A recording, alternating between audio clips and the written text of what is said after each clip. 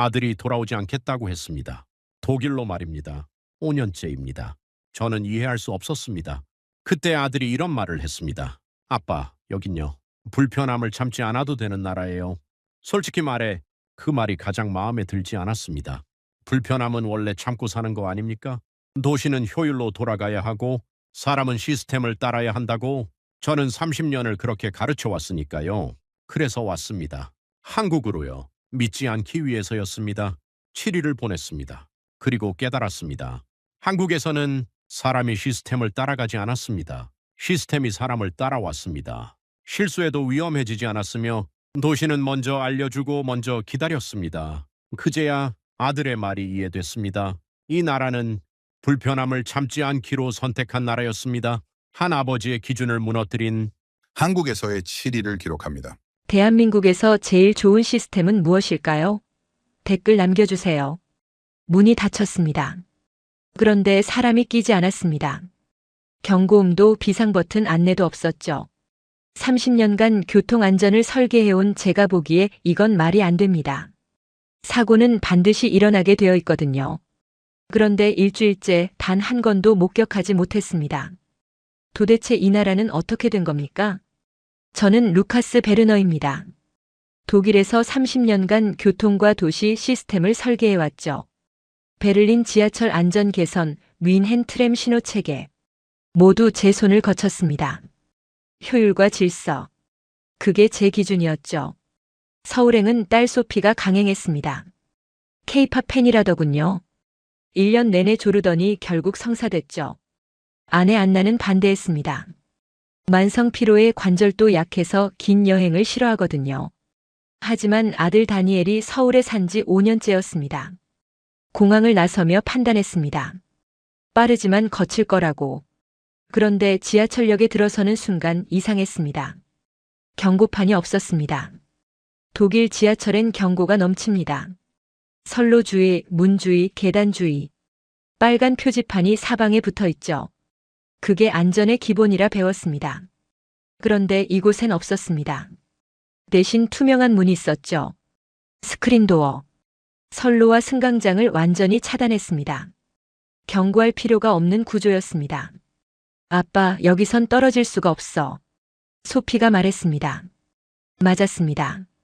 물리적으로 불가능했죠. 경고 없이 안전을 만들 수 있다니. 이해가 안 됐습니다. 전광판에 숫자가 떴습니다. 2분 30초. 다음 열차 도착 시간이었죠. 실시간으로 바뀌고 있었습니다. 독일에도 이런 시스템이 있긴 합니다. 하지만 자주 틀려요. 그런데 여기선 정확했습니다. 2분 30초가 29초가 되고 28초가 됐습니다. 오차가 없었어요. 어떻게 이렇게 정확하지? 다니엘이 웃었습니다. 아빠, 여기선 그냥 기본이야. 기본. 그 말이 묘하게 걸렸습니다. 열차가 들어왔습니다. 독일보다 질서정연했죠. 빈자리가 보였어요. 분홍색 좌석이었습니다. 저는 무심코 앉으려 했습니다. 안나가 제 팔을 확 잡아당겼습니다. 여긴 안 돼. 왜? 임산부 보호석이잖아. 저는 위를 봤습니다. 분홍색 표시와 임산부 그림. 독일에도 있긴 합니다. 하지만 권장사항이지 강제는 아니에요. 빈자리면 앉아도 됩니다. 그런데 이곳 사람들은 아무도 앉지 않았습니다. 빈자리인데도요. 서 있는 사람들이 많았는데 그 자리만큼은 비워뒀습니다. 소피가 낄낄거렸습니다. 아빠, 독일에서도 이건 안 돼. 독일이랑 다르다. 똑같아. 아빠가 안 지킨 거지. 제 얼굴이 화끈거렸습니다. 30년 경력의 교통 전문가가 기본 규칙을 몰랐다니. 다니엘은 아무 말도 안 했습니다. 그게 더 부끄러웠죠. 그런데 진짜 놀라운 건 그 다음이었습니다. 노란색 좌석. 노약자석이었죠. 독일에도 있습니다. 하지만 젊은 사람들도 자주 앉아요. 노인이 타면 그때 일어나죠. 이곳은 달랐습니다. 젊은 사람들이 아예 앉지 않았습니다. 어르신 한 분이 타셨습니다. 지팡이를 짚고 계셨죠. 그 순간 3명이 동시에 일어났습니다. 말이 없었습니다. 눈빛 교환도 없었어요. 그냥 일어났습니다. 자연스럽게요. 이건 규칙이 아니었습니다. 습관이었죠. 몸에 배어 있는 거였습니다. 독일에선 규칙을 지키라고 가르칩니다. 표지판을 붙이고 방송을 내보내고 벌금을 부과하죠. 그게 정상이라 배웠습니다. 그런데 이곳은 달랐습니다. 규칙을 설명하지 않았어요. 구조로 만들어뒀습니다. 색깔로요. 사람들은 자연스럽게 따랐습니다. 문이 닫히기 시작했습니다. 독일에선 이 순간이 가장 위험합니다. 사람이 끼이는 사고가 자주 일어나거든요. 경고음이 크게 울리고 불빛이 깜빡이죠. 그런데 여기선 조용했습니다. 문이 천천히 닫혔어요. 센서가 있는 것 같았습니다. 사람이 가까이 있으면 멈췄죠. 다시 열렸다 닫혔습니다. 부드럽게요. 한 남성이 뛰어왔습니다. 문이 거의 닫힐 참이었죠. 독일이었다면 그냥 닫혔을 겁니다. 규칙이니까요. 그런데 문이 다시 열렸습니다. 남성이 탔어요. 미안하다는 표정이었습니다. 아무도 뭐라 하지 않았죠. 저는 놀랐습니다. 이게 효율적인가 싶었거든요. 한 사람 때문에 모두가 기다려야 하잖아요. 그런데 아무도 불평하지 않았습니다. 당연하다는 표정이었어요. 열차는 10초 후 출발했습니다. 지연된 시간을 금방 만회하더군요. 저 사람 운이 좋네. 아빠, 여기선 원래 그래. 신호 시스템이 알아서 조정해. 저는 입을 다물었습니다. 베를린에서 5년간 논의한 시스템이었거든요. 실시간 시간 조정 시스템. 아직도 시범 운영 중입니다. 이곳은 이미 쓰고 있더군요. 핸드폰에 와이파이가 잡혔습니다. 무료였죠. 100메가 이상 나왔어요. 지하에서요. 다니엘, 이거 정말 무료야? 응. 모든 지하철에 다 깔려 있어. 베를린 지하철은 아직도 와이파이 설치 논쟁 중입니다. 5년째 결론이 안 나요. 이곳은 이미 끝났더군요. 논쟁할 시간에 설치부터 했나 봅니다. 안나가 핸드폰을 꺼냈습니다. 지도 앱을 켰어요. 현재 위치가 실시간으로 움직였습니다. 이거 편한데? 안나의 목소리였습니다. 평소 같으면 지도 보는 것도 힘들어 했거든요. 뭐가 편해? 내가 어딘지 알 수 있잖아. 독일에선 항상 헷갈렸는데. 맞았습니다. 독일 지하철은 지하에서 위치 추적이 안 됩니다. 신호가 약해서죠. 안나는 자주 놓쳤어요. 여기선 놓칠 수가 없었습니다. 열차가 멈췄습니다. 환승역이었죠. 전광판에 환승 정보가 떴습니다. 2호선, 3호선, 4호선. 방향 표시와 색깔까지. 헷갈릴 수가 없었어요. 사람들이 내렸습니다. 물결처럼 움직였죠. 그런데 부딪히지 않았습니다. 동선이 겹치지 않았어요. 바닥에 화살표가 있었습니다. 내리는 사람 따로, 타는 사람 따로. 이거 누가 설계했지? 제가 물었습니다. 왜? 동선이 완벽해. 충돌 지점이 없어. 다니엘이 어깨를 으쓱했습니다. 그냥 기본 아니야? 또 기본이라는 말이었습니다. 제가 30년간 고민한 게 여기선 기본이라니요. 계단을 올라갔습니다. 엘리베이터 표시가 곳곳에 있었어요. 노란색이었습니다. 어디서든 보였죠. 독일에도 있긴 합니다. 하지만 찾기 어렵습니다. 구석에 숨어 있거든요. 엄마, 엘리베이터 탈래? 소피가 물었습니다. 아니, 괜찮아. 계단도 할만해. 안나가 대답했습니다. 놀라웠어요. 평소엔 계단만 봐도 한숨 쉬었거든요. 정말 괜찮아? 응. 여기 계단은 높이가 낮은 것 같아. 저는 계단을 자세히 봤습니다. 안나 말이 맞았어요. 독일보다 낮았습니다. 3cm 정도. 작은 차이였지만 안나에겐 컸습니다. 밖으로 나왔습니다. 출구가 여러 개였어요. 번호가 붙어 있었죠. 각 출구마다 주변 건물 정보가 있었습니다. 어디로 나가야 할지 명확했어요. 참 친절하네. 안나가 말했습니다. 저는 대답하지 못했습니다. 나는 안전을 관리해온 사람입니다. 그런데 이곳은 관리하지 않아도 안전했습니다. 경고가 없다는 게 이렇게 편할 줄은 몰랐죠. 독일로 돌아가면 뭘 해야 할까요? 경고판을 더 붙여야 할까요? 아니면 경고가 필요 없는 구조를 만들어야 할까요? 답을 몰랐습니다. 하지만 한 가지는 확실했습니다. 제 기준이 흔들리고 있다는 것, 그리고 이건 시작에 불과하다는 것. 소피가 제 팔을 잡았습니다. 아빠, 재밌지? 뭐가? 여행. 저는 잠시 망설였습니다. 재밌다고 해야 할까요? 혼란스럽다고 해야 할까요? 응, 재밌어. 거짓말은 아니었습니다. 혼란스러웠지만 동시에 재밌었거든요. 제가 알던 기준들이 무너지는 게 두렵기도 했지만 묘하게 기대되기도 했습니다. 이 나라는 대체 어떻게 만들어진 걸까요? 그리고 왜 독일은 아직도 논쟁만 하고 있을까요? 질문만 늘어났습니다. 답은 하나도 없었죠. 하지만 일주일이 남았습니다. 천천히 찾아보기로 했습니다. 호텔을 나섰습니다. 아침 8시였죠. 독일에서라면 출근 시간입니다. 사람들이 뛰어다니는 시간이에요. 저도 마찬가지였습니다. 30년간 시간에 쫓겨 살았거든요. 횡단보도 앞에 섰습니다. 그런데 뭔가 이상했습니다. 숫자가 있었습니다. 38, 37, 36. 빨간불이 끝나는 시간이 초 단위로 표시되고 있었습니다. 독일엔 없는 시스템이었죠.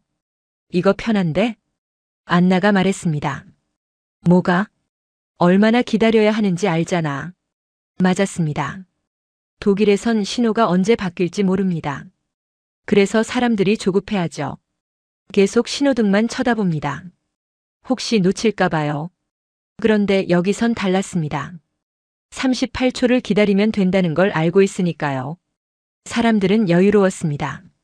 핸드폰을 보거나 대화를 나눴죠. 하지만 남은 시간을 가르쳐주면 신호등을 안 보고 핸드폰 보다가 신호를 놓칠 수도 있잖아. 전 단점을 찾으려고 했어요. 다니엘이 웃었습니다. 아빠, 핸드폰만 보고 계셔 보세요. 나도 모르게 핸드폰을 내려다봤습니다. 그 순간 신호가 바뀌었습니다. 바닥에서요. 바닥에 초록불이 켜졌습니다. 세상에 사람들이 실수할 것을 다 고려하여 시스템을 만든 거였어요. 신호가 바뀌었습니다. 그런데 또 숫자가 나타났습니다. 45, 44, 43. 건너는 시간까지 알려주고 있었습니다. 저는 본능적으로 빨리 걷기 시작했습니다. 시간이 줄어들고 있으니까요. 30년간 그렇게 살아왔거든요. 그런데 주변 사람들은 천천히 걸었습니다. 노인도 젊은이도 아이를 데리고 온 부모도 모두 여유로웠어요. 아빠, 왜 뛰어? 다니엘이 물었습니다. 시간이 줄어들잖아. 40초나 남았는데? 그래도. 아빠, 여기선 숨 안 차도 돼. 다니엘이 웃었습니다. 40초. 충분한 시간이었죠. 그런데 왜 저는 뛰려고 했을까요? 독일 신호등엔 숫자가 없습니다. 그래서 사람들은 늘 조급합니다. 혹시 빨간불로 바뀔까봐 뛰죠. 저도 그랬습니다. 매일 아침 횡단보도를 뛰어서 건넜거든요. 그런데 이곳은 달랐습니다. 시간을 알려줬습니다. 그러자 뛸 필요가 없어졌죠. 이 도시는 나에게 판단을 맡기지 않는구나. 저는 중얼거렸습니다. 뭐라고? 안나가 물었습니다. 아니, 아무것도. 건너편에 도착했습니다. 다시 횡단보도 앞에 섰습니다. 이번엔 파란불이었습니다. 15, 14, 13. 얼른 건너야겠네. 아빠, 안 건너도 돼. 다니엘이 말했습니다. 다음 신호 기다리면 돼. 1분도 안 걸려. 저는 이해가 안 됐습니다. 초록불인데 왜 안 건너요? 다음 신호를 기다린다고요? 그건 비효율적이잖아요. 그런데 주변 사람들이 그렇게 하고 있었습니다. 초록불인데도 건너지 않았어요. 여유롭게 기다렸죠. 다음 신호가 금방 온다는 걸 알고 있으니까요. 신호가 바뀌었습니다. 1분이네. 정확히 1분. 다니엘이 대답했습니다. 어떻게 알아? 여기 신호등은 다 똑같아. 1분마다 바뀌거든. 저는 놀랐습니다. 일정한 주기였다는 겁니까? 독일 신호등은 들쭉날쭉합니다. 어떤 곳은 30초, 어떤 곳은 2분. 예측이 안 되죠. 그런데 이곳은 예측 가능했습니다. 딱 1분이었어요. 이번엔 천천히 걸었습니다. 주변 사람들과 같은 속도로요. 안나도 뒤처지지 않았습니다. 여보, 괜찮아? 응. 여기선 나도 보통 사람 같아. 안나가 웃었습니다. 저는 뭔가 찡했습니다. 독일에서 안나는 항상 미안해했거든요. 느리다고. 다른 사람들에게 방해된다고. 그런데 여기선 아니었습니다. 모두가 안나 속도에 맞춰 걸었으니까요. 골목길로 들어갔습니다. 작은 카페가 보였어요. 여기 커피 맛있어. 다니엘. 제가 말을 꺼냈습니다. 왜? 너 정말 여기가 좋아? 응. 독일보다? 응. 짧은 대답이었습니다. 저는 조금 서운했어요. 독일이 나쁘다는 건가요? 제가 살아온 30년이 틀렸다는 건가요? 뭐가 좋은데? 목소리가 날카로워졌습니다. 의도하지 않았는데 그렇게 나왔어요. 루카스. 안나가 제 손을 잡았습니다. 진정하라는 신호였죠. 다니엘은 잠시 침묵했습니다. 그러더니 천천히 말했습니다. 아빠, 독일은 훌륭해. 나도 알아. 그런데 여기는 달라. 뭐가 다른데? 여기는 사람을 기다려줘. 무슨 뜻이야? 독일은 규칙을 지키는 사람을 위한 곳이야. 빠른 사람, 건강한 사람, 실수 안 하는 사람. 그런 사람들한테는 완벽하지. 그런데 나머지 사람들은? 저는 대답하지 못했습니다. 엄마 봐. 독일에서 엄마는 항상 미안해했잖아. 느리다고. 계단 오르기 힘들다고. 지하철 타기 무섭다고. 그런데 여기선? 안나가 고개를 들었습니다. 눈가가 촉촉했어요. 여기선 엄마도 혼자 다닐 수 있어. 무서워하지 않아도 돼. 그게 차이야. 커피가 나왔습니다. 쓴맛이 입안에 퍼졌습니다. 다니엘 말이 맞았습니다. 독일은 강한 사람들의 나라입니다. 빠르고 정확하고 효율적인 사람들. 그런데 안나는 아니었습니다. 그게 독일에선 약점이었어요. 미안해. 널 이해 못했어. 왜 여기 왔는지. 괜찮아, 아빠. 카페를 나왔습니다. 횡단보도가 나타났습니다. 이번엔 특이한 게 있었습니다. 소리가 났어요. B-B-B. 규칙적인 소리였습니다. 저게 뭐야? 제가 물었습니다. 시각장애인 안내음이야. 다니엘이 대답했습니다. 시각장애인 한 분이 건너고 계셨습니다. 흰 지팡이를 짚고요. 소리를 따라 천천히 걸었습니다. 주변 사람들이 자연스럽게 비켜줬습니다. 말없이요. 당연하다는 듯이요. 신호가 바뀌기 직전이었습니다. 그분은 아직 반도 못 건넜어요. 독일이었다면 빨간불로 바뀌었을 겁니다. 그런데 신호가 연장됐습니다. 초록불이 더 켜졌어요. 그분이 다 건널 때까지요. 저는 놀라서 전광판을 봤습니다. 숫자가 다시 늘어났어요. 10, 20, 30. 시스템이 자동으로 감지한 겁니까? 저건 보행 약자 감지 시스템이야. 다니엘이 설명했습니다. 자동으로? 응. 보행 속도를 감지해서 신호를 연장해줘. 저는 입을 다물었습니다. 베를린에서 3년간 논의했던 시스템이었습니다. 예산 문제로 무산됐죠. 이곳은 이미 쓰고 있었습니다. 그분이 다 건넜습니다.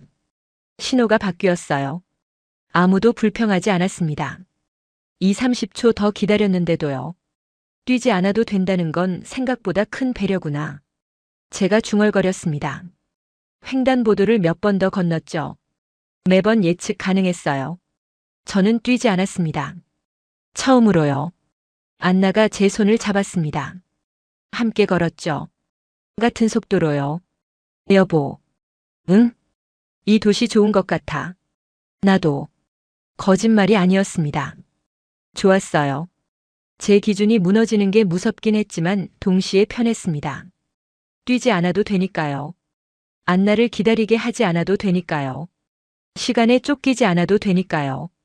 다니엘이 앞서 걸었습니다. 자신감 있는 모습이었어요. 5년 동안 이 도시에서 살았으니까요. 이 시스템에 익숙해졌으니까요. 저는 문득 생각했습니다. 아들이 독일로 돌아오지 않을 수도 있겠다고. 그게 슬펐지만 동시에 이해됐습니다. 이 도시는 사람을 기다려줬으니까요. 지하철 3호선을 타러 갔습니다. 명동으로 가는 길이었죠. 다니엘이 앞장섰고 저는 뒤를 따랐습니다. 표지판이 여러 개 보였습니다.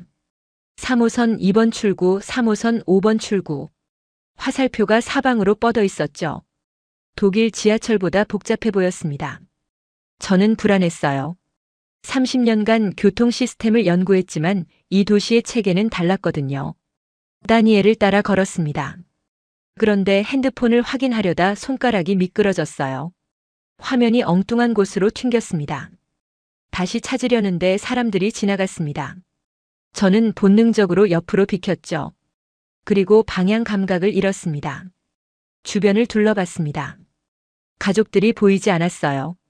사람들 사이에서 놓쳤습니다. 낯선 도시에서 언어도 통하지 않는 곳에서 혼자 남았습니다. 일단 기억을 더듬었습니다. 다니엘이 왼쪽으로 갔던 것 같았어요. 확신은 없었습니다. 계단이 나타났습니다. 승강장이 보였습니다. 그런데 이상했어요. 4호선이라고 적혀 있었습니다. 완전히 잘못 왔습니다. 반대 방향이었어요. 독일이었다면 큰 문제였습니다. 잘못된 구역에 진입하면 개찰구를 다시 통과해야 하고 추가 요금을 내야 하거든요. 심하면 벌금까지 물 수 있습니다. 저는 긴장했습니다. 직원을 찾아야 하나? 어떻게 설명하지? 한국어를 모르는데? 독일에서라면 이미 경고 방송이 나왔을 겁니다. 잘못된 구역 진입이라고요. 그런데 아무 일도 일어나지 않았습니다. 주변을 둘러봤습니다. 사람들은 평범하게 지나다녔어요. 저를 신경 쓰지 않았습니다. 이상한 외국인이 헤매고 있는데도요. 표지판을 봤습니다. 3호선 환승. 따라가 봤습니다. 개찰구가 나올까봐 조마조마했죠. 그런데 아무것도 없었습니다. 1분쯤 걸었을까요? 3호선 승강장이 나타났습니다. 별도 확인 없이요. 추가 요금도 경고도 직원 확인도 없었습니다. 저는 멍하니 섰습니다. 독일 지하철은 구역이 엄격합니다. 잘못 들어가면 시스템이 감지하죠. 경고음이 울리고 추가 요금이 청구되고 경우에 따라 직원이 옵니다. 그게 정상이라고 배웠습니다. 규칙을 지키게 만들려면 처벌이 필요하다고요. 그런데 이곳은 달랐습니다. 처벌이 없었어요. 그냥 고쳐주는 구조였습니다. 잘못 들어와도 쉽게 나갈 수 있게요. 저 멀리 안 나가 보였습니다. 손을 흔들고 있었습니다. 가슴이 두근거렸어요. 실수했다는 사실 때문이 아니라 아무 일도 일어나지 않았다는 사실 때문에요. 독일에서 30년간 일했습니다. 교통안전 시스템을 설계했죠. 제 철학은 명확했습니다. 실수를 줄이려면 처벌이 필요하다. 벌금, 경고, 불이익. 그래야 사람들이 조심한다. 그게 안전의 기본이라고 믿었습니다. 그런데 이곳은 그 반대였습니다. 처벌 대신 구조를 만들어뒀어요. 실수해도 쉽게 고칠 수 있는 구조를요. 열차가 들어왔습니다. 실수했는데 아무도 나를 몰아붙이지 않았다고. 시스템이 알아서 받아줬다고. 그게 이상했습니다. 동시에 편했습니다. 명동역에 도착했습니다. 출구를 찾았습니다. 6번 출구였는데 표지판이 또 헷갈렸어요. 다니엘도 확신이 없어 보였습니다. 결국 일단 나가기로 했습니다. 어차피 밖에서 연결돼 있다고 하더군요. 6번 출구로 나왔습니다. 그런데 목적지가 반대편이었습니다. 잘못 나온 겁니다. 독일이었다면 다시 지하로 내려가서 반대편 출구를 찾아야 했을 겁니다. 10분은 걸렸겠죠. 그런데 지하보도가 있었습니다. 출구들을 연결하는 통로였어요. 걸었습니다. 2분도 안 걸렸습니다. 7번 출구가 나왔고 목적지 바로 앞이었습니다. 저는 놀랐습니다. 출구를 잘못 골라도 문제없는 구조라니요. 다시 내려가지 않아도 되는 구조라니요. 독일 지하철은 출구가 고립돼 있습니다. 잘못 나가면 다시 들어가야 해요. 시간도 걸리고 체력도 소모됩니다. 그래서 사람들은 신중해야 하죠. 실수하면 안 되니까요. 그런데 이곳은 실수를 전제로 설계돼 있었습니다. 잘못 골라도 금방 고칠 수 있게요. 식당에 들어갔습니다. 한글뿐이었습니다. 하나도 읽을 수 없었죠. 그러나 테이블마다 태블릿이 놓여 있어서 그림을 보고 몇 번의 터치만으로도 바로 주방으로 주문이 들어가는 구조였어요. 웨이터를 찾고 메뉴판을 달라고 하고 주문을 하는 그 모든 시간들이 단축되었어요. 결국 다니엘 추천으로 주문했습니다. 불고기 정식이었어요. 반찬이 여러 개 나왔죠. 무료라고 하더군요. 리필도 된다고요. 젓가락이 없어서 웨이터를 부르려고 웨이터와 눈을 마주치려고 했습니다. 독일에서는 집중해서 웨이터와 눈을 마주쳐야 테이블로 와주거든요. 다니엘이 웃으며 식탁 밑에 손을 넣더니 서랍을 열었어요. 그 안에 수저 탭킨 병따개, 집게, 가위 등 필요한 모든 것이 들어 있었어요. 세상의 신세계입니다. 그 서랍 하나로 모든 복잡하고 불편한 일들이 사라졌어요. 여기는 웨이터를 부를 일이 많지 않겠구나 라고 하자 다니엘이 웃으며 말했어요. 아빠, 이 종을 누르면 바로 테이블 번호가 표시되면서 가까운 웨이터가 달려와요. 세상에, 독일에서는 웨이터 한 번 부르려면 많은 에너지를 소모해야 해요. 그 많은 손님들을 몇 명의 웨이터가 관리하니까 중요 바이어들하고 올 때는 특별히 미리 팁을 줘요. 우리 테이블 좀 잘 관리해 달라고요. 그런데 여기서는 손님들도 웨이터 들고 불편할 필요가 없었어요. 필요할 때 손님은 벨을 누르면 되고 웨이터는 벨소리가 나면 어느 테이블인지 보면 되니까요. 어려운 기술이 아니었어요. 독일도 충분히 할 수 있는 기술이었죠. 그런데 왜 그런 생각을 못한 걸까요? 한국은 도대체 어떤 나라인가요? 저는 오늘 2번 길을 잃었습니다. 지하철에서 1번, 출구에서 1번. 독일이었다면 2번 다 문제였을 겁니다. 추가 시간, 추가 요금, 불편함. 그런데 이곳에선 아무 일도 아니었습니다. 시스템이 알아서 받아줬거든요. 30년간 저는 사람들을 관리하려 했습니다. 규칙으로, 처벌로, 경고로.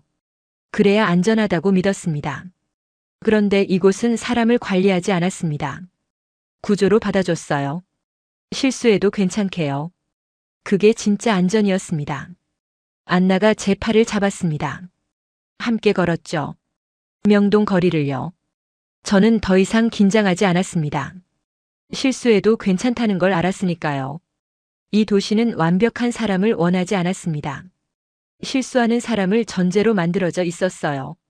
안나처럼 저처럼 누구라도 다닐 수 있게요. 그게 이 도시의 진짜 힘이었습니다. 출발 전날 밤이었습니다. 다니엘이 말했습니다. 내일은 여러 곳을 돌아다닐 거라고. 조금 바쁠 거라고. 저는 각오했습니다. 한국은 빨리빨리 문화라고 들었거든요. 독일 동료들이 그렇게 말했습니다. 사람들이 지하철에서 뛰어다니고 식당에서 빨리 먹으라고 재촉하고 모두가 조급하게 움직인다고. 경제 발전이 빨랐던 만큼 사람들도 스트레스 받으며 산다고. 그래서 준비했습니다. 편한 운동화를 신었어요. 안나에게도 말했죠. 오늘은 빠르게 움직여야 한다고. 뒤처지지 않으려면 조심해야 한다고. 아침 9시. 출근 시간이었죠. 사람들이 많았습니다. 베를린 출근 시간을 떠올렸습니다. 계단을 뛰어내려가는 사람들, 문이 닫히기 직전에 몸을 밀어넣는 광경. 빨리빨리 문화라면 더 심하겠죠. 그런데 이상했습니다. 아무도 뛰지 않았습니다. 사람들은 계단을 천천히 내려갔습니다. 서두르지 않았어요. 전광판을 봤습니다. 2분 40초.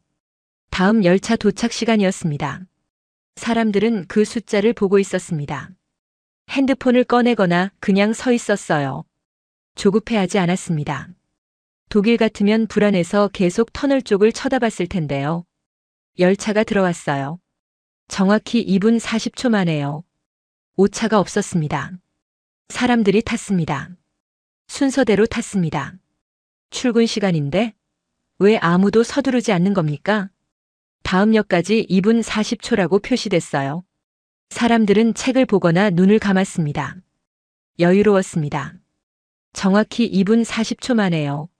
환승역이었죠. 환승할 때가 가장 바쁘다고 생각했거든요. 사람들이 뛰어갈 거라고요. 그런데 아무도 뛰지 않았습니다. 다음 노선 승강장에 도착했습니다. 전광판을 봤어요. 1분 50초. 사람들은 기다렸습니다. 당연하다는 듯이요. 베를린에서 환승은 전쟁입니다. 지하철 배차 간격이 10분이거든요. 놓치면 10분을 기다려야 해요. 그래서 사람들은 뛰어다닙니다. 계단을 뛰어오르고 사람들 사이를 비집고 들어가죠. 그런데 여기 사람들은 왜 안 뛸까요? 다니엘이 제 표정을 읽었는지 말했습니다. 놓쳐도 2, 3분 후에 또 와. 그 말이 모든 걸 설명했습니다. 놓쳐도 2, 3분이면 다음 열차가 온다는 겁니다. 뛸 필요가 없는 거였죠. 저는 주변을 관찰했습니다. 시계를 보는 사람이 없었어요. 독일에선 모두가 시계를 봅니다. 늦을까 봐요. 10분을 기다려야 하니까요. 그런데 이곳 사람들은 시계를 보지 않았습니다. 볼 필요가 없었습니다. 어차피 곧 오니까요. 식당에 들어갔습니다. 직원이 말했습니다. 10분 정도 걸립니다. 저는 놀랐습니다. 10분? 베를린 레스토랑이었다면 30분은 기본입니다. 주문만 받는데도 10분 걸리는 곳이 많아요. 음식이 나오려면 40분, 50분 기다리는 게 정상입니다. 그런데 10분이라니요. 정확히 9분 후에 음식이 나왔습니다. 간 만든 거였어요. 놀라울 정도로요. 사람들은 천천히 먹었습니다. 저는 이해하기 시작했습니다. 빨리빨리는 음식 나오는 속도였다고. 사람이 빨리 먹는 게 아니라 주방이 빨리 만드는 거였다고. 걷는 중에 다니엘이 배달 앱을 켰습니다.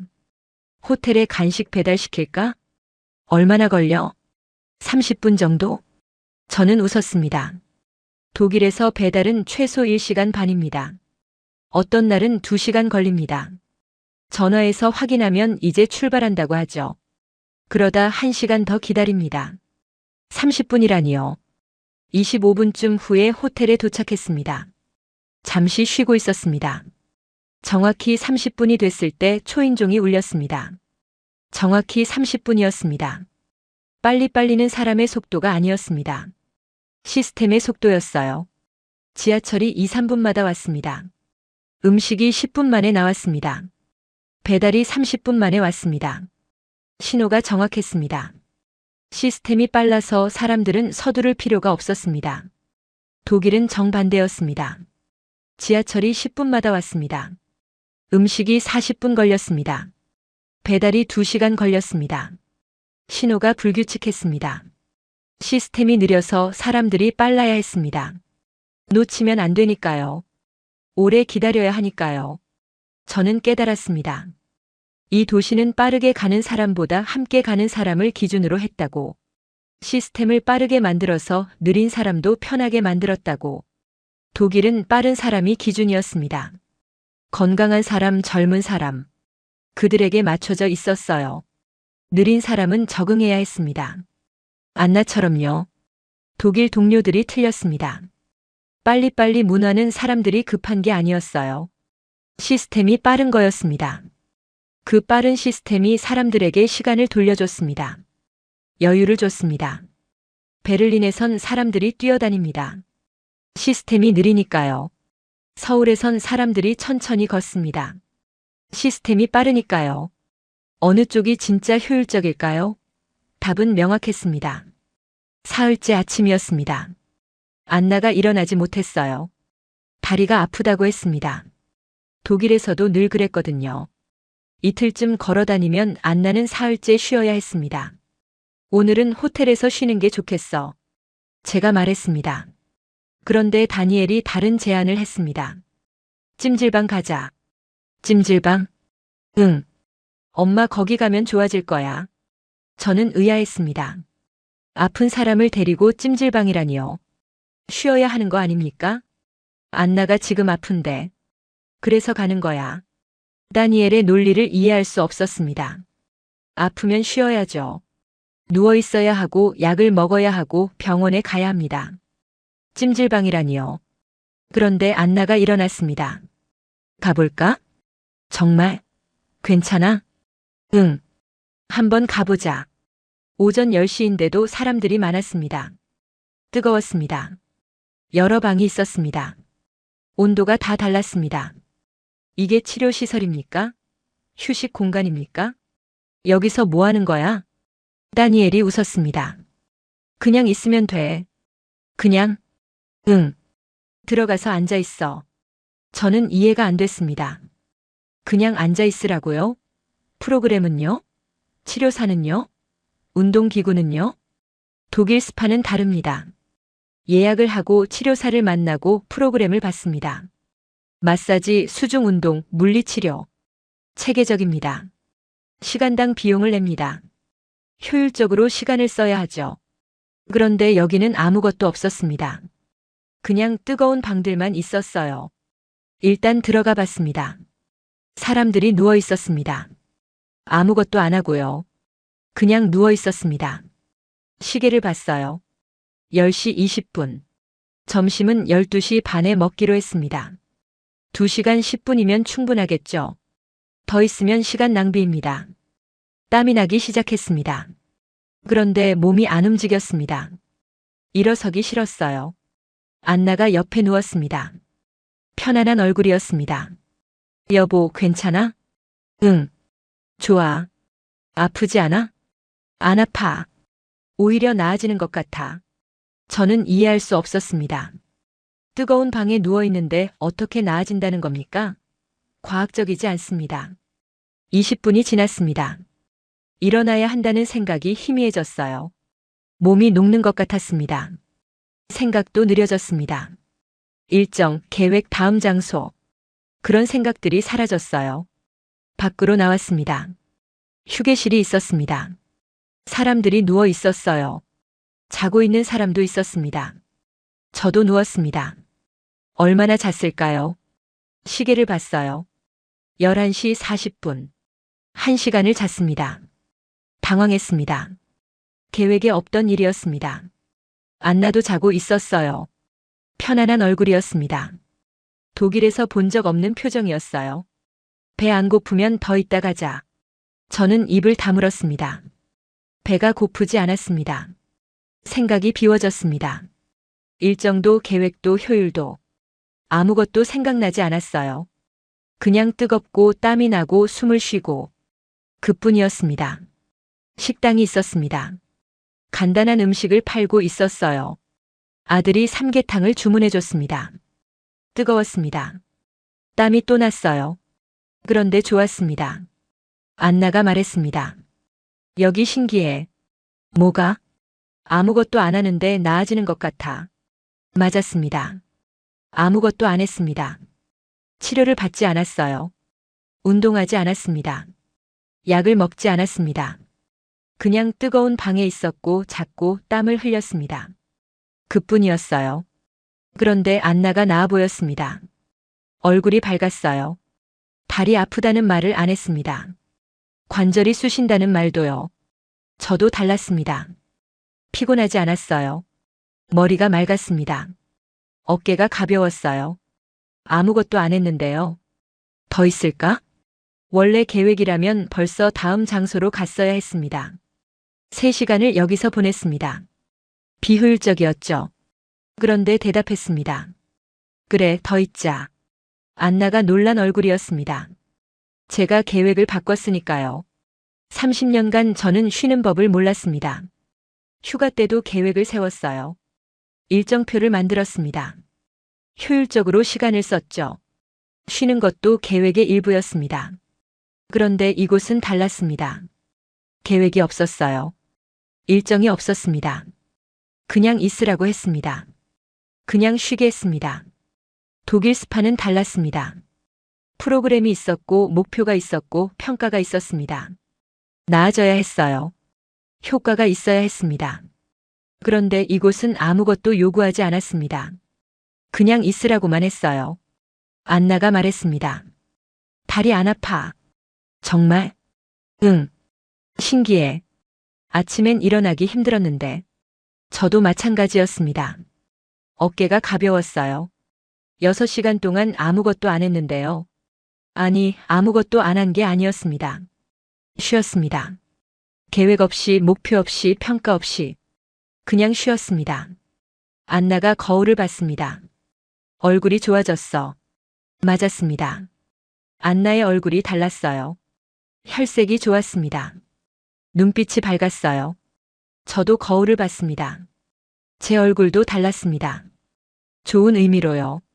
30년 만에 처음으로 저는 진짜로 쉬었습니다. 버스를 타기로 했습니다. 다니엘이 제안했어요. 지하철만 타지 말고 버스도 타보자고. 저는 동의했습니다. 교통 전문가니까요. 버스 시스템도 평가해봐야죠. 베를린 버스 개선 프로젝트에도 참여했었습니다. 자신 있었어요. 정류장에 도착했습니다. 전광판이 있었어요. 버스 번호와 도착 시간이 실시간으로 표시됐습니다. 230번 버스. 5분 후 도착. 저는 습관적으로 분석을 시작했습니다. 노선도를 찾아야 하고 방향을 확인해야 하고 배차 간격을 계산해야 하고 베를린에서 30년간 해온 일이었습니다. 그런데 다니엘이 말했습니다. 그냥 타면 된다고. 그냥요? 저는 당황했습니다. 버스는 복잡합니다. 같은 번호라도 방향이 다르면 정반대로 가죠. 노선을 확인해야 하고 종점을 파악해야 하고 경유지를 알아야 합니다. 그게 기본 아닙니까? 입을 열려다 참았습니다. 다니엘 표정이 그랬습니다. 더 이상 설명하지 말라는 표정이었어요. 버스가 왔습니다. 230번이었어요. 정확히 5분 만에요. 교통카드를 댔죠. 지하철과 같은 카드였습니다. 지하철 요금을 냈으니 버스는 추가 요금을 내야 하나? 베를린에서는 그렇습니다. 환승하면 새로 결제해야 해요. 그런데 화면에 환승이라고 떴습니다. 추가 요금이 없었어요. 전용 차선으로 들어갔어요. 파란색으로 표시된 차선이었습니다. 다른 차들은 들어올 수 없었죠. 승용차들이 막혀 있었습니다. 신호 대기 중이었어요. 그런데 버스는 그 옆을 지나갔습니다. 멈추지 않고요. 저는 놀랐습니다. 베를린에도 버스 전용 차선이 있긴 합니다. 하지만 자주 무시됩니다. 승용차들이 들어오죠. 단속도 약합니다. 그래서 버스는 결국 차에 막힙니다. 그런데 이곳은 달랐습니다. 완전히 분리돼 있었어요. 버스는 빠르게 달렸습니다. 정류장에 도착했습니다. 10초 만에 출발했습니다. 베를린 버스는 정류장에서 2분씩 서 있습니다. 현금으로 요금을 내는 사람도 있고요. 그런데 이곳은 달랐습니다. 모두 카드였어요. 찍고 바로 탔습니다. 빨랐죠. 지도 앱을 켰어요. 현재 위치를 확인했습니다. 버스가 어디로 가는지 알고 싶었거든요. 그런데 이상했습니다. 앱에 버스 경로가 실시간으로 표시됐어요. 지금 어느 정류장을 지나가는지, 다음 정류장까지 몇 분 남았는지 다 나왔습니다. 베를린에서는 상상도 못할 일이었습니다. 버스 위치 추적 시스템. 5년 전부터 논의했지만 아직도 시범 운영 중입니다. 예산 문제, 기술 문제, 개인정보 문제. 결론이 안 났어요. 그런데 이곳은 이미 쓰고 있었습니다. 모든 버스예요. 목적지까지 18분이라고 표시됐습니다. 저는 계산했습니다. 지하철로 가면 25분 걸립니다. 환승 시간 포함하면 30분이에요. 그런데 버스가 18분이라니요. 틀렸을 겁니다. 교통 상황은 변수가 많습니다. 신호, 차량, 승객. 18분은 불가능해요. 시계를 봤습니다. 오후 2시 37분. 도착 예정은 2시 55분. 확인해 보기로 했습니다. 버스는 계속 전용 차선으로 달렸습니다. 신호에 걸렸습니다. 그런데 금방 바뀌었어요. 버스 신호 우선 시스템이었습니다. 버스가 오면 신호가 먼저 바뀌는 거죠. 베를린에서 10년간 논의했던 시스템이었습니다. 아직도 결론 못 냈어요. 승용차 운전자들이 반대합니다. 불공평하다고요. 그런데 이곳은 이미 작동하고 있었습니다. 정류장마다 쉼터가 있었습니다. 지붕이 있었어요. 의자도 있었습니다. 전광판도 있었죠. 다음 버스 도착 시간을 실시간으로 보여줬습니다. 베를린 정류장은 대부분 기둥 하나입니다. 지붕 없어요. 의자도 없습니다.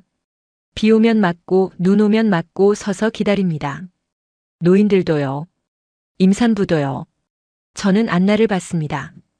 안나는 창밖을 보고 있었어요. 정류장의 사람들을 보고 있었습니다. 앉아서 기다리는 노인, 의자에 앉은 임산부. 안나의 표정이 밝았습니다. 앱을 다시 확인했습니다. 8분 남았다고 나왔어요.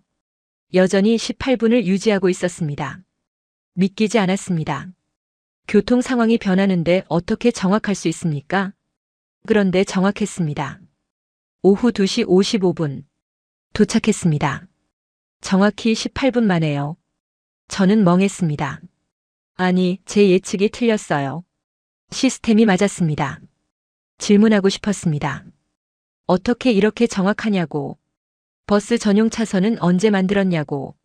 신호 우선 시스템은 어떻게 작동하냐고. 그런데 묻지 않았습니다. 다니엘이 대답하지 않을 거라는 걸 알았으니까요. 그냥 타면 된다고, 그냥 쓰면 된다고 말할 게 뻔했습니다. 카페에 들어갔습니다. 안나가 말했습니다. 오늘 버스가 편했다고. 지하철만큼 편했다고. 저는 놀랐습니다. 안나가 버스를 편하다고요? 베를린에서 안나는 버스를 싫어했습니다. 서서 기다려야 하니까요. 언제 올지 몰라서 불안하니까요. 그런데 오늘은 달랐습니다. 앉아서 기다렸어요. 몇 분 후에 오는지 알았습니다. 빠르게 도착했죠. 전용 차선 덕분에요. 다니엘이 말했습니다. 엄마도 혼자 버스 탈 수 있다고. 여기서는요. 안나가 고개를 끄덕였습니다. 그럴 것 같다고. 무섭지 않다고. 저는 가슴이 뭉클했습니다. 베를린에서 안나는 혼자 버스 못 탔습니다. 노선이 복잡해서요. 정류장을 놓칠까봐요. 언제 오는지 몰라서 불안해서요. 그래서 제가 항상 같이 다녔습니다. 안나를 데려다 줬어요. 설명해 줬고요. 어느 정류장에서 내려야 하는지, 몇 번 버스를 타야 하는지. 그런데 이곳에서는 안나가 혼자 다닐 수 있을 것 같았습니다. 실시간 정보가 있으니까요. 정류장마다 쉼터가 있으니까요. 18분이면 도착한다고 정확하게 알려주니까요. 시스템이 알아서 알려줬으니까요. 실시간 정보, 정확한 시간, 전용 차선, 신호 우선, 쉼터. 이 모든 게 설명을 대신했습니다. 베를린에서는 설명이 필요합니다. 노선이 복잡하니까요. 시간이 부정확하니까요. 정보가 부족하니까요. 그래서 아는 사람이 모르는 사람한테 설명해줘야 합니다. 그런데 이곳은 시스템이 설명했습니다. 사람이 아니라요. 씁쓸했어요. 하지만 나쁘지 않았습니다. 시스템이 저를 안내해 줄 거니까요. 안나가 혼자 다닐 수 있다는 게 중요했습니다. 고속도로로 가기로 했습니다. 부산까지 가보자고 다니엘이 제안했어요. 차로 3시간 반 거리라고 했습니다. 저는 내심 기대했습니다. 고속도로라면 제 전문 분야니까요. 독일 아우토반 안전 시스템 개선에 참여했었습니다. 속도 제한 없는 구간 설계, 차선 분리 시스템, 안전 표지판 배치. 모두 제가 관여한 프로젝트였죠. 한국 고속도로요? 빠르긴 하겠지만 아우토반만 하겠습니까? 150년 역사의 독일 공학이 만든 도로인데요. 차에 올랐습니다. 다니엘이 운전대를 잡았어요. 출발했습니다. 고속도로 진입로가 나타났습니다. 표지판이 보였어요. 선명했죠. 색이 다르다는 게 신선했어요. 도로가 넓었습니다. 차선이 명확했습니다. 흰색 실선, 점선. 독일과 비슷했습니다. 그런데 뭔가 달랐습니다. 색깔이 많았습니다. 초록색 표지판, 파란색 안내판, 노란색 경고판. 각각 의미가 달랐어요. 초록색은 고속도로, 파란색은 방향, 노란색은 주의. 독일도 색 구분이 있긴 합니다. 하지만 이렇게 명확하지 않아요. 텍스트가 많습니다. 읽어야 이해할 수 있죠. 그런데 이곳은 색만 봐도 알 수 있었습니다. 초록색 따라가면 고속도로, 파란색 보면 방향. 간단했어요. 저는 내비게이션을 보지 않았습니다. 필요 없었거든요. 색깔만 따라가면 됐으니까요. 20분쯤 지났을까요? 분기점이 나왔습니다. 부산 방향이었어요. 표지판이 보였습니다. 초록색이었죠. 화살표가 오른쪽을 가리켰습니다. 따라갔습니다. 자연스럽게요. 생각할 필요가 없었습니다. 그런데 다니엘이 말했습니다. 아빠, 저쪽 아니야. 응? 초록색인데? 응, 근데 부산 반대편이야. 저는 당황했습니다. 내비게이션을 봤어요. 틀렸습니다. 반대 방향이었어요. 초록색 따라갔는데? 초록색은 고속도로라는 뜻이지 방향은 아니야. 얼굴이 화끈거렸습니다. 30년 경력의 교통 전문가가 색깔만 보고 잘못 갔다니요. 다니엘이 웃었습니다. 괜찮아. 다음 휴게소에서 유턴하면 돼. 유턴이요?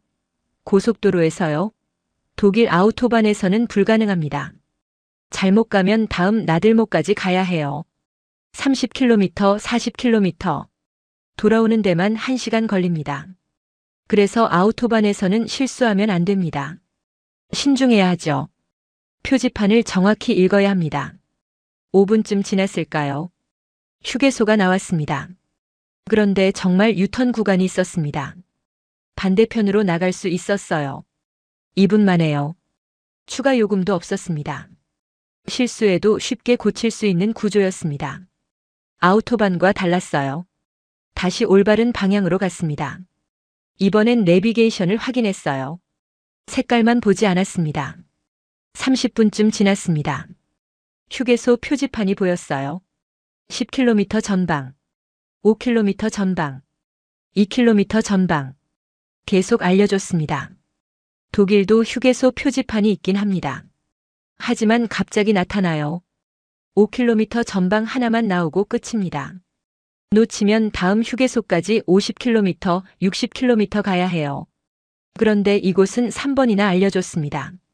놓칠 수가 없었어요. 휴게소에 들어갔습니다. 화장실 표지판이 컸습니다. 어디서든 보였죠. 독일 휴게소는 작습니다. 주차 공간도 부족해요. 화장실 찾기도 어렵습니다. 표지판이 작거든요. 화장실에 갔습니다. 깨끗했어요. 휴지도 충분했습니다. 무료였습니다. 독일 휴게소 화장실은 유료입니다. 50센트 1유로. 동전이 없으면 못 갑니다. 휴지도 자주 떨어져요. 식당이 있었습니다. 한 군데서 결제하고 주문한 식당에서 자동으로 주문받아 음식이 나오는 구조였어요. 결제하고 얼마 안 있어 음식이 나왔습니다. 맛도 있었습니다. 다니엘 말이 휴게소 음식점에 맛집도 많아서 휴게실 맛집 찾아다니는 사람들도 있다고 했습니다. 휴게실 맛집이라니요. 독일에서는 휴게실은 그냥 허기를 때우는 곳입니다. 독일 휴게소 음식은 비쌉니다. 맛도 없어요. 선택지도 없습니다. 소시지, 감자튀김. 그게 전부예요. 다시 출발했어요. 휴게소가 이렇게 중요했나? 아우토반 휴게소는 그냥 쉬는 곳이었습니다. 최소한의 기능만 있었죠. 화장실, 주유소. 그게 전부였어요. 그런데 이곳 휴게소는 달랐습니다. 쉬는 것 이상이었어요. 편안하게 만들었습니다. 표지판이 계속 나왔어요. 다음 휴게소까지 거리, 다음 분기점까지 거리, 목적지까지 거리. 숫자로 명확하게요. 독일 아우토반도 표지판이 많긴 합니다. 하지만 텍스트가 많아요. 운전 중에 읽기 어렵죠. 놓치기 쉽습니다. 그런데 이곳은 숫자와 색깔이었습니다. 읽을 필요가 없었어요. 보기만 하면 됐습니다. 1시간쯤 지났습니다. 졸음이 왔어요. 고속도로 운전은 지루합니다. 똑같은 풍경이 계속되니까요. 그런데 표지판이 나타났습니다. 졸음 쉼터 2km. 졸음 쉼터요? 처음 듣는 말이었습니다. 들어가 봤습니다. 졸리면 쉬라는 공간이었습니다. 휴게소까지 가지 않아도요. 저는 차에서 내렸습니다. 바람을 쐬었어요. 졸음이 사라졌습니다. 독일 아우토반에는 이런 게 없습니다. 졸리면 참아야 해요. 다음 휴게소까지요. 50km, 60km 참아야 합니다. 사고가 자주 납니다. 졸음운전 때문에요. 그런데 이곳은 졸리면 2km마다 쉴 수 있었습니다. 미리 예방하는 구조였어요. 부산이 가까워졌습니다. 다니엘이 말했습니다. 아빠 편했어? 응, 편했어. 진심이었습니다. 편했어요. 아우토반보다요. 아우토반은 빠릅니다. 속도 제한이 없는 구간도 있죠. 200km, 250km로 달릴 수 있습니다. 그게 자랑이었어요. 독일 공학의 자랑이었습니다. 그런데 빠른 게 전부는 아니었습니다. 실수하면 돌아오기 어렵고 휴게소는 불편하고 졸음은 참아야 하고 표지판은 놓치기 쉽고 이곳 고속도로는 최고 속도가 120km였습니다. 아우토반보다 느렸어요. 그런데 편했습니다. 실수해도 고칠 수 있고 휴게소는 쾌적하고 졸리면 쉴 수 있고 표지판은 명확하고 빠르지 않아도 빨리 도착하는 기분이었습니다. 스트레스가 없으니까요. 저는 깨달았습니다. 이 길은 나보다 먼저 생각하고 있었다고. 제가 실수할 거라는 걸 알고 있었어요. 졸릴 거라는 걸 알고 있었습니다. 화장실 갈 거라는 걸 알고 있었죠. 그래서 미리 만들어뒀습니다. 유턴 구간, 졸음 쉼터, 깨끗한 화장실, 명확한 표지판. 아우토반은 완벽한 운전자를 가정합니다. 그런 사람은 없는데요. 그래서 사고가 납니다. 실수해서 졸아서 급해서. 이곳 고속도로는 불완전한 운전자를 가정했습니다. 실수하는 사람, 졸리는 사람, 화장실 가는 사람. 진짜 사람이었어요. 부산에 도착했습니다. 피곤하지 않았습니다. 편했으니까요. 아우토반이 무릎 꿇었습니다. 제 자부심도요. 150년 역사가 무슨 소용입니까? 사람을 편하게 못 만드는데요. 마지막 날 아침이었습니다. 내일이면 독일로 돌아가야 했죠. 짐을 쌌습니다. 일정표를 꺼냈습니다. 7박 8일 계획표였죠. 방문할 장소, 이동 시간, 예상 비용. 독일식으로 완벽하게 작성한 일정이었어요. 절반도 지키지 않았더군요. 첫째 날. 명동 쇼핑 2시간 계획. 실제로는 지하철에서 4시간 보냈습니다. 둘째 날. 박물관 3곳 방문 계획. 실제로는 횡단보도와 버스만 탔어요. 셋째 날. 관광지 일정. 실제로는 찜질방에서 6시간 누워 있었죠. 계획대로 된 게 하나도 없었습니다. 그리고 가방 구석에 구겨 넣었습니다. 30년 인생에서 처음이었습니다. 계획을 버린 게요. 호텔을 나섰습니다. 마지막 날이니까 특별한 곳에 가야 할 것 같았어요. 유명한 관광지, 꼭 봐야 할 명소. 그런데 발걸음이 그냥 동네로 향했습니다. 호텔 근처 주택가였어요. 특별할 게 없는 곳이었습니다. 걸었습니다. 골목길이 나왔습니다. 그런데 그늘막이 있었습니다. 건물 사이사이 천을 쳐놨더군요. 햇볕을 막아줬습니다. 독일에는 없는 풍경이었습니다. 골목은 그냥 골목이에요. 햇볕이 내리쬐면 그대로 맞아야 합니다. 그늘이 필요하면 건물 안으로 들어가야 하죠. 그런데 이곳은 골목에도 그늘을 만들어뒀습니다. 누군가 더울 거라는 걸 알고 있었던 겁니다. 버스 정류장이 보였습니다. 쉼터라고 되어 있었습니다. 들어가 보니 에어컨과 핸드폰 충전기 그리고 실시간으로 버스 도착 예정 시간을 알려주고 있었습니다. 휴대폰 충전을 못하고 나와도 버스를 놓쳤어도 불편하지 않을 곳이었습니다. 독일 정류장이 떠올랐습니다. 기둥 하나에 시간표 하나. 노인들도 서서 기다립니다. 햇볕 아래서요. 비 맞으면서요. 그게 정상이라고 생각했었죠. 그런데 이곳은 앉아서 기다렸습니다. 그늘 아래서요. 소피가 말했습니다. 아빠, 다음엔 언제 와? 다음이요? 언제요? 1년 후? 2년 후? 계획을 세워야 하나? 그런데 더 중요한 질문이 떠올랐습니다. 독일에 가면 그동안 의식하지 못했던 불편함들을 그냥 받아들일 수 있을까? 하는 질문이었죠. 내일이면 독일로 돌아갑니다. 오히려 두려웠어요.